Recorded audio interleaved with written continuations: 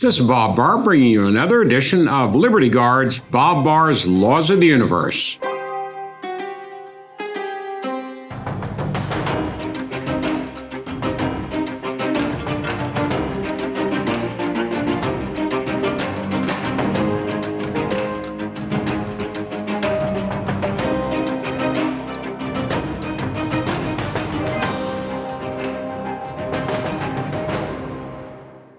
Please, of course, remember to subscribe to our YouTube channel and follow Liberty Guard on social media. Liberty Guard's Bob Barr's Laws of the Universe this week is number 24. It's a little bit outdated, so we're going to have a corollary to it. The law 24 tells us make certain fingerprints are on any leaked document, just not yours. Now, this reflects a common practice in Washington and many other political arenas. If you see something that you don't like and you're privy to information on it, you want to leak that document to the press or to your opponent or to somebody else, but you probably don't want your fingerprints on it. You don't want it known that you're the one doing the leaking. Well, yeah, it used to be a lot easier in the pre-internet, the pre-social media age. But now with all of the technology out there, it's a lot more difficult to leak something and be protected or insulated from being found out that you were the leaker. I mean, gone are the days when you all may remember, I think it was Bill Clinton's national security advisor, Sandy Berger, went to, I think it was the Archives building in Washington, wanted to purloin or steal some documents there from the Archives building. So he goes in there, he apparently looks at them, he takes the documents that he wants to remove, stuffs them into his underpants, and leaves. Now, he was found out, I don't remember whether it was right away or shortly thereafter, because there was probably some camera that saw him. But back in those days, it was fairly easy. It's much more difficult now to keep your fingerprints off of leaked documents because there's just so much social media, there's so many computers around, and it's difficult. But the law number 24 still holds. You don't want your fingerprints, so to speak, on a leaked document. You want somebody else's, so the blame shifts away from you.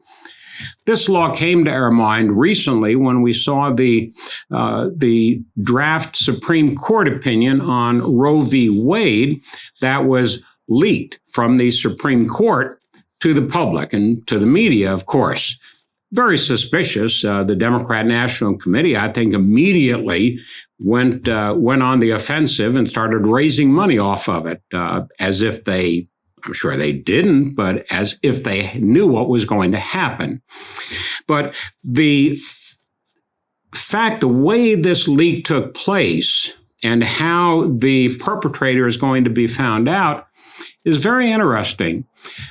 Chief Justice John Roberts immediately called, as he should, for an investigation by the marshals, the court marshal service, which provides protection for the institution of the Supreme Court and for the justices. So they're conducting their internal investigation. And I suspect that they'll probably be successful in finding out who it was, whether it was one of the liberal law clerks, of which there are many for that side of the bench, so to speak. Could have been somebody who's involved with copying the documents, but more than likely somebody with a political agenda that leaked this. What's interesting, though, is people are saying, well, why not call the FBI in, the world's preeminent investigative organization? The problem is the FBI and the Department of Justice generally now has become so deeply politicized, so partisan, so non-objective, that I think John Roberts recognizes that calling in the FBI or the Department of Justice would not get to the bottom of it because they would more than likely not conduct a fair, open, objective investigation. So it's probably going to be left to, and I think it should be left to, the Supreme Court Marshal Service to uncover who did this. I think they'll find out eventually.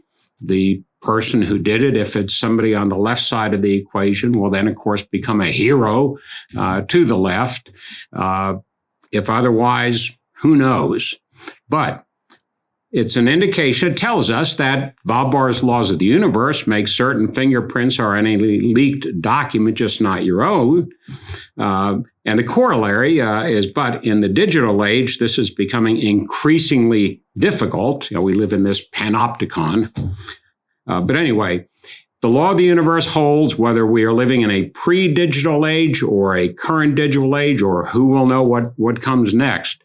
But it's a prime example, this leaked Supreme Court document, that you want to leak something, but you don't want the fingerprints to point to you. Sometimes it works. Usually it doesn't, and I don't think it will at this time, but it does remind us that the law of the universe, number 24, is, as are all the laws, still accurate today. Thank you for being with us for this edition of Bob Barr's Laws of the Universe, Law of the Week, and we look forward to your being with us for our next episode. Thank you. Thank you for checking out our program today. This show is made possible by Liberty Guard. I encourage you to visit libertyguard.org to learn more about our work in defense of individual liberty and against government abuse. So please support us and become a regular viewer of Bob Barr's Laws of the Universe.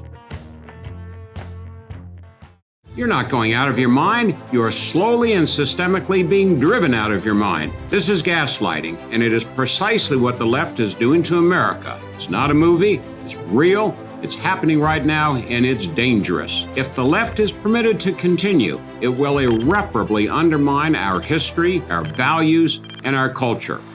Right now, the Biden administration and Democrat leaders in the Congress, aided, of course, by Hollywood and the mainstream media, are using every trick in the book to institutionalize their radical agenda to destroy America as we know it and replace it with a European-style socialist society.